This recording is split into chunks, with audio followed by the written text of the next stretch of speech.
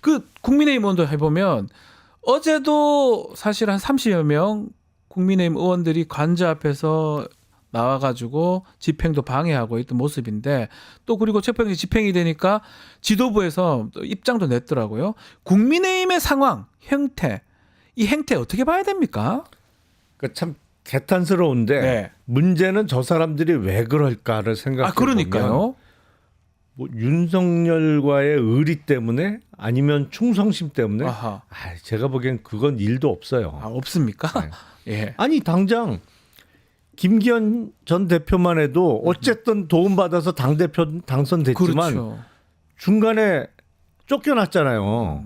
두들겨 맞고. 예. 그리고 나경원 의원만 해도 전당대회 출마하려다가 어마어마하게 두들겨 맞고 아예 출마를 포기했잖아요. 예.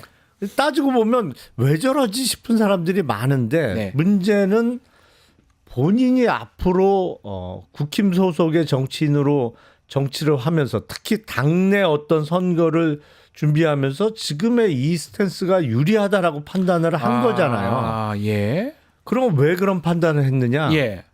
그게 국민의힘 현재 당내 선거에 투표권을 갖고 있는 당원들의 성향의 문제 아닐까 싶어요. 당원들이요. 네. 그 분포도에 아하. 따라서 진짜로 현장에서 뛰고 있는 정치인들이 이렇게 하는 게 앞으로의 나의 정치를 위해서 유리해. 물론 그거는 이제 특히 당내 선거가 중심이 되겠습니다만 뭐 넓게 보면 다음 총선도 당내 공천, 그렇죠. 공천만 받으면 되니까. 공천을 일단은. 앞두고 당내 경선을 붙게 되면 그 경선에서 이겨야 공천 받고 본선에서 출마할 수 있는 거니까 그런 걸 염두에 뒀을 때 국힘의 현재 사실은 현역 의원뿐만 아니라 그 밑에 그 당원들의 분포 상황이 좀 걱정스러운 측면이 있는 거죠. 이게 뭐 그래요. 격렬한 지지자들 때문에 이렇게 한다고 뭐 이해가 되긴 되는데 나경원 의원 같은 동작구잖아요. 서울이거든요. 미래를 생각해보면 이게 맞나라고 고민도 될 거고 지금 보면 수도권 의원들은 거의 안 나왔습니다. 다 영남에 있는 대구 경북 의원들이 많이 나와서 있는데 뭐 그분들이야 뭐 당원들이 또 그렇다고 보면 그건 어떻게 봐야 됩니까 앞으로? 일단 그 나경원 의원은 당내 경선을 좀 염두에 둔 거 아닌가 싶어요. 조금 더 당내 경선에 당원들의 지지. 네. 그래서 그리고 총선은 멀리 남았잖아요. 3년 넘게 남았어요. 3년이 넘게 남았으니까 그때 가면 그것도 또 있군요. 상황이 근데 이런 거를 예전에는 몰라도 유상현은 자꾸 뭐 1년이면 까먹는다 잊어버린다 하는데 국민들이 이게 쉽게 잊어버리겠습니까?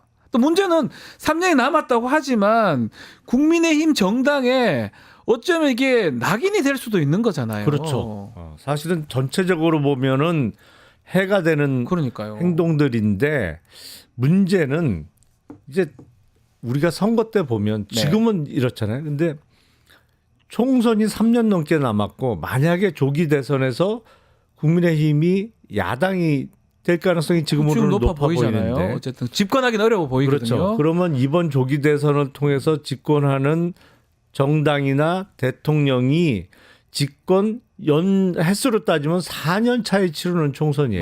맞습니다. 시기로 따져보면. 그러다 보면 그 정부가 들어서고 해가 이제 4년 차에 치러지는 선거에 있어서는 또 정권 시판론 작동할 가능성이 높지 않나요? 핵심 이슈가 바뀔 수 있다. 이렇게 계산하는 거 아닌가 싶습니다. 그래도 국민들한테 근데 이거는 치지 않나 싶은데. 근데 철저하게 자기 생각만 하는 거죠. 그러니까요. 그래서 언론에서는 지금 영남 자민련 되려고 하는 거 아니냐. 수도권을 안 보고 어떻게 정치를 합니까? 근데 그게 진짜 그 얘기를 들어봐도 적어도 영남 쪽 의원들은 위기 의식이 없어요. 전혀 없습니다. 맞습니다. 진짜로 하고 싶은 대로 하세요. 지금도. 전 보지도 않습니다. 수도권 의원하고 그 마음이나 그게 마인드가 완전 다릅니다. 그러다 보니까 계속 얘기하지만 지금 최근의 선거, 뭐 지방선거 빼더라도 수도권에서는 국민의힘 참패를 했지 않습니까? 그렇죠. 경기나 뭐 서울에서. 이게 반복되는 것 같으면 상관없다. 영남에서 의석수 많으니까 여기서만 하자. 이렇게 느껴지는데 과연 국민들이 그것을 받아들일 수 있을지 참 의문이고요. 최상목 권한대행 얘기도 좀 해보면 끝까지 좀 애매한 얘기였어요. 불상사가 일어나 물리적 충돌 없어야 된다. 책임 묻겠다. 그러니까 마지막까지 정확하게 지시를 안 내렸다고 좀 봐야 되는 거 아닙니까? 그 전형적인 뭐랄까요 이렇게 보신주의에 네. 사로잡힌 공무원적인 자세인데 그러니까 대단히 아쉽죠. 어쨌든 지금 경제부총리도 대단히 높은 자리입니다만 그걸 떠나서 대통령 권한대행이잖아요. 대통령 권한이 오로지 이렇게 다 옮겨가 있는 상태이기 네. 때문에 본인이 국정 운영의 중심이라는 좀 책임감을 갖고 국가 기관 간의 정리도 좀 하고 네. 그리고 이번 체포를 앞두고 경호처하고 공조본이 이제 충돌할 가능성이 있을 때 그걸 확실하게 정리를 해줬어야죠. 해줬어야죠. 어차피 또 지금 보면 경호처가 길을 터준 모양새잖아요. 그렇죠. 그럼 얘기를 더 했어야 되는 거 아니, 아닌가요? 그렇지, 그걸- 센스 아닙니까 이거는?